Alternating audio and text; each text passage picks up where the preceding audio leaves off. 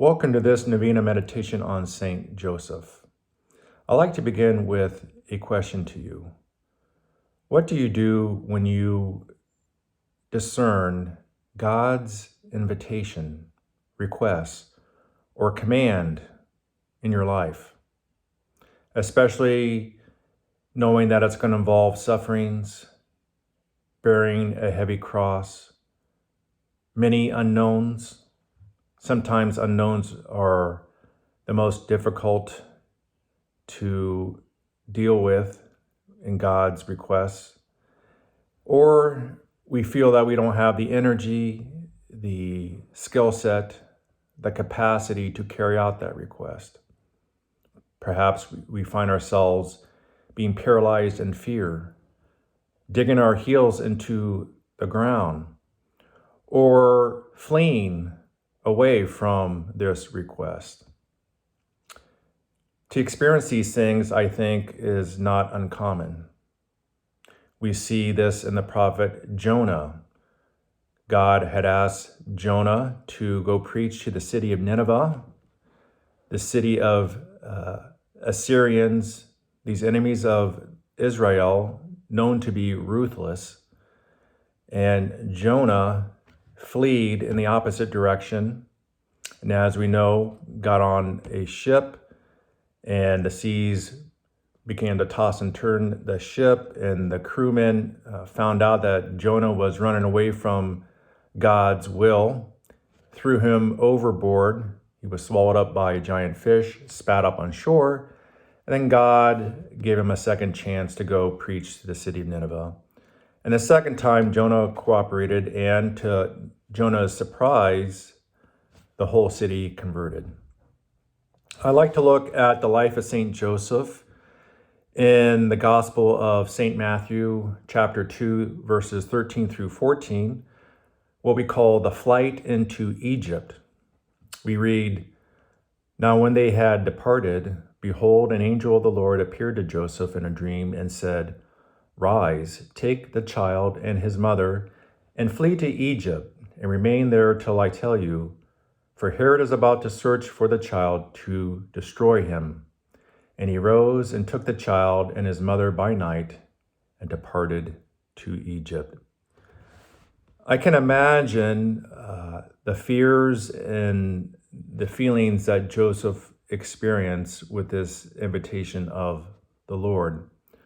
Knowing, one, that King Herod wanted to kill Jesus, and so he had to get Jesus out of that area and into Egypt and the Blessed Virgin Mary to take care of them, protect them, and to contend with this long journey into Egypt, contending with the elements, possible thieves along the way, and going into another country, another culture, with another language.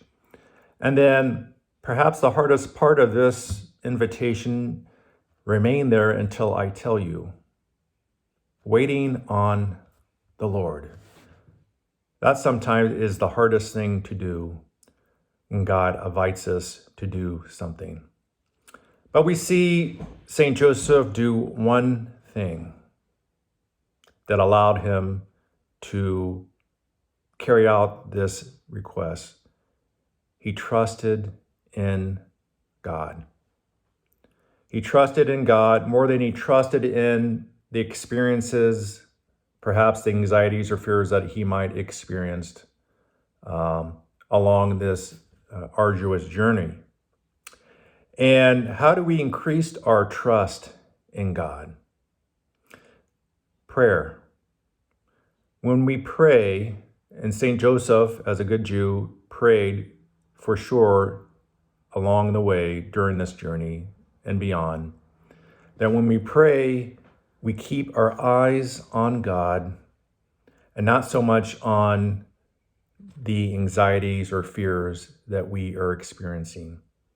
Trusting in the Lord, prayer does not remove perfectly our feelings, our anxieties and fears, but trusting in the Lord, prayer will keep our eyes on the giver of the invitation and not so much on the things that we experience. And when we do this, then we know that God is with us. God will provide. The one who requests will provide, will give us the grace along the way. And this is what St. Joseph did. And as he trusted in God, then God provided. I'm sure it was not easy, but it was possible. And because St. Joseph trusted and cared for the Holy Family, protected the child Jesus, then God's divine plan continued and unfolded into salvation history through the summit of Jesus's death and resurrection and saving the human race. So the next time you hear or discern God's invitation in your life, pray, trust, and go to St. Joseph that he might help you trust in God.